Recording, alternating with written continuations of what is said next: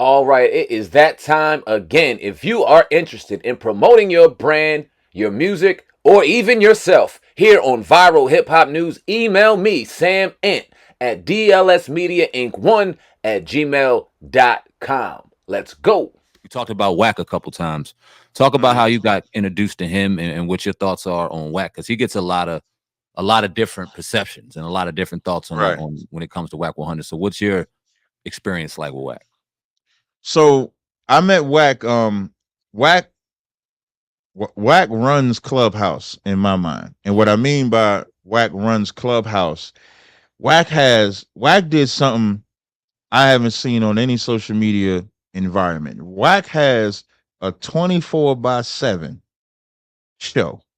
What I mean by that is he created something on Clubhouse where from 12 midnight to 12 midnight, there's a room running by him. Whether it's No Room for the Weak, whether it's Good Burger, whether it's the main channel, the 100 ENT show, he created that. And how I ran into him. So I had always seen him on Clubhouse.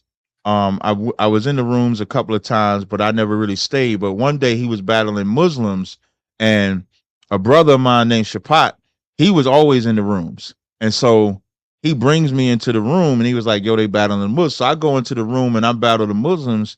And so I beat the Muslims. I got the Muslims emotional and stuff like that. So he had his now wife. I say wife because that's the world I live in. He might say girlfriend. I'm not sure what he says, but we say wives if you sleep with somebody. So his wife, he had his wife. Now she wasn't his wife at the time, but he had her contact me and said they wanted to do another room about the Israelites. And so that's how I got introduced to him. And so once I did that one room with them, I started frequenting the 100 side. That's what they call it on Clubhouse. They call it the 100 side. And remember earlier I was saying like for like the past 2 or 3 years, I wanted to get into like different spaces to not just be in like a biblical space. So now this was a space where you got gang members, former gang members, drug dealers, strippers, regular black women, regular black men. It was a smorgasbord of different type of blacks and Hispanics in these rooms. And so I said, well, let me see if I could get in here and do some little Bible talk and be down to earth at the same time. Because just because I believe in the Bible, I watch battle rap, I watch movies, I hang out. I just don't break the laws of God. So as I'm in these rooms, we start building. Me and Wax started building a good rapport, and I built rapport with other brothers and sisters as well over there. And so at one point I said, Wack, you got to have a room. And he said, no, you got to create the room. So when the room was created, I never looked at it as my room. I looked at it as their room that they're creating for Israelites on their side. So now we got this room. But the one thing with Wack, now here's the flip side with Wack. Wack is always thinking of how can I create content? And in Wack's mind, it don't matter what the content is as long as it's content. Yeah. And so Wack don't care if it's his best friend, his worst enemy, if it's content, it's content. So where I clash with that is I'm always gonna be me. I'm not gonna never not be me. So I'm fine with some things being funny. I'm fine with some things being content, but some principles I'm not gonna bend on. And that's kind of the difference between my world and Wax world. Like I'm not a gang member. I never would portray myself to be a gang member. I'm not I don't know that world. I do know my world. So it's like a clash of two different worlds. So Wack would always say he's American. And when I was thinking about the whole American side, I was thinking like when you think about America, America was built on red and blue with the white flag. Blue is the Democrats, red is the Republicans. That's the same thing with Bloods and Crips. You have a blue for the Crips, you have red for the Bloods. So when you say you're American, you'll do things that Americans will do. Even the police siren is red and blue when it flashes the sign. So I start thinking like psychologically, we don't even realize that when we're in these gangs, we're being American. When we're unaliving each other, we're being American. So I don't know that world. So I don't try to get into a gang environment, but I would be able to teach the Bible on his stage. I had them speaking Hebrew on that stage. I think they still say it. Like I was driving to Atlanta and I needed to stay woke. And so I went in their room because I haven't really been in their room since last year. Excuse me, since a couple months ago.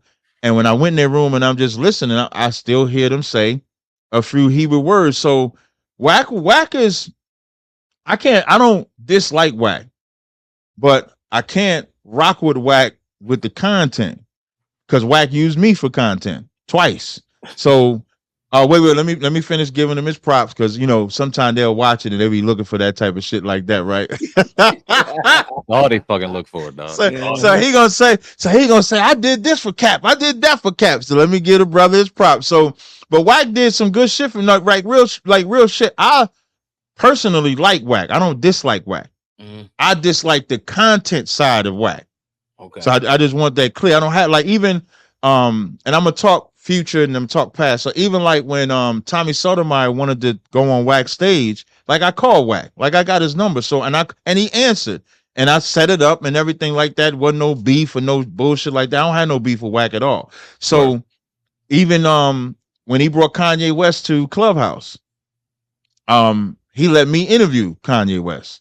I didn't know that he was gonna let me do it. Like, so when he set up the interview with Kanye West, it was like $20 to get in the room. So I paid the $20, and so I let him know I pay him. And he called me and he was like, "No, I want you to be one of the people that interview Kanye." So when he had the room on Clubhouse, everybody wasn't on stage, but I was one of the ones on stage. He didn't have to do that. To this day, I don't know why he did it. It could be that he respected me at the time. It could be we was cool, whatever the case may be. But I appreciated that because he didn't have to do that. Right. Now, what I do think, though, is that the more that I was on the stage and people was listening to this Israelite shit as opposed to this gang shit, now that becomes the threat. So now it's like, let me get this Israelite shit up out of here. And so we had a clash on it. Like February is weird because like every time we had a clash that we stopped fucking with each other for a time, it was always in February. So February of 2023 was the first one. So they made up this thing. They made up this thing where we're beefing over a woman. I never was talking to any of their women. They made up that beef. And so what I did was, and this is when we got the Israelite room over there. So they end up deleting or burning down the room. I didn't care, nothing like that. So that was the first one.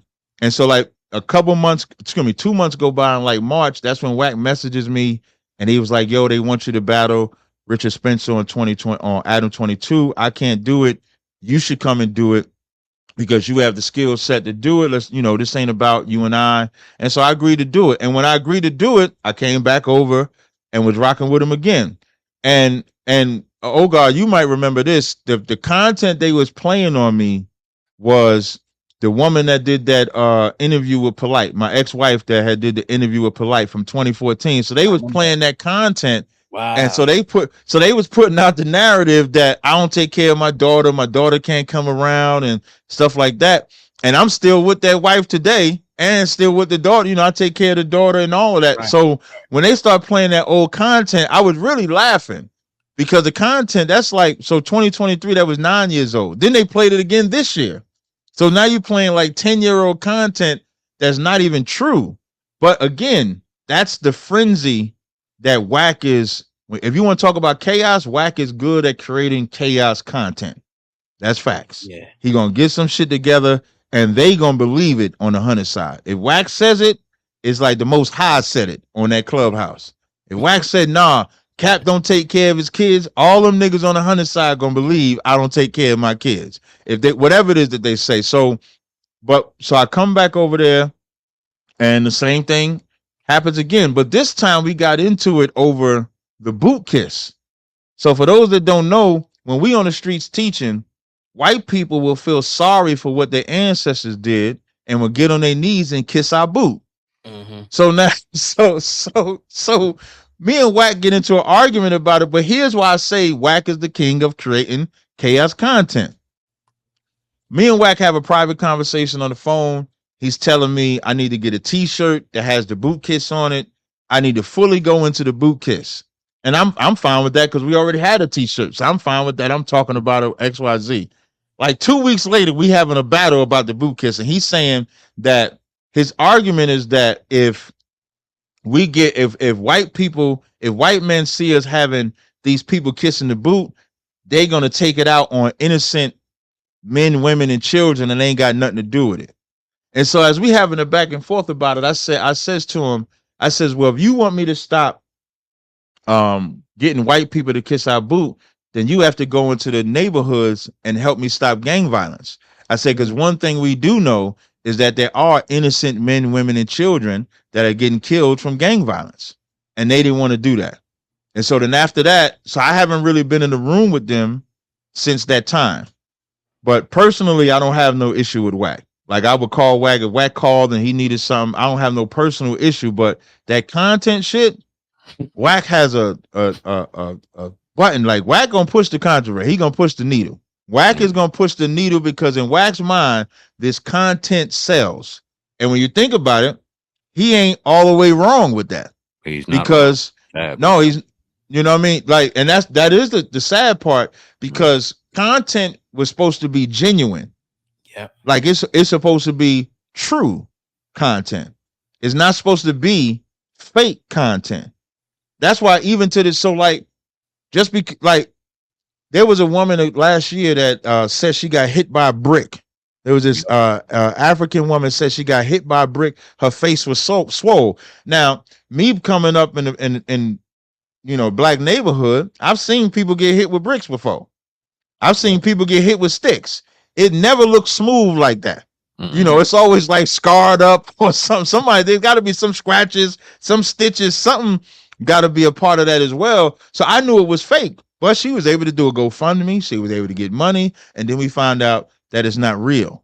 So now we live in a world to where when you see something online, the first thing I say, I don't know if that's real right there. Yeah. I don't know if this is this real? Even the media, like actors, entertainers will create content to bring controversy around themselves.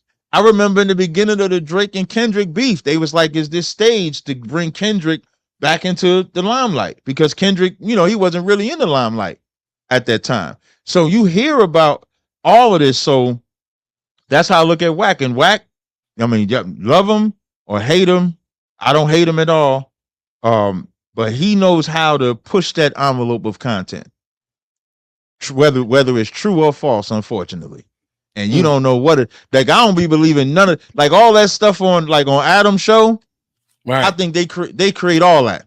Like they create, you know what I'm saying? Like, we gonna set this up like this. We gonna set this up. I brought Tommy Sotomayor on Wack show. This was maybe 3 or 4 weeks ago.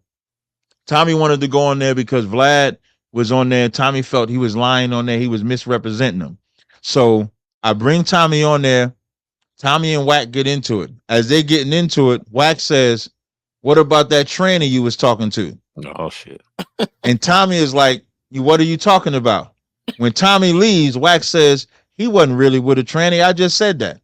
Wow. Lord. He just said it just to see if how Tommy would react to it. And so that's what I'm saying. Like, the content is not true.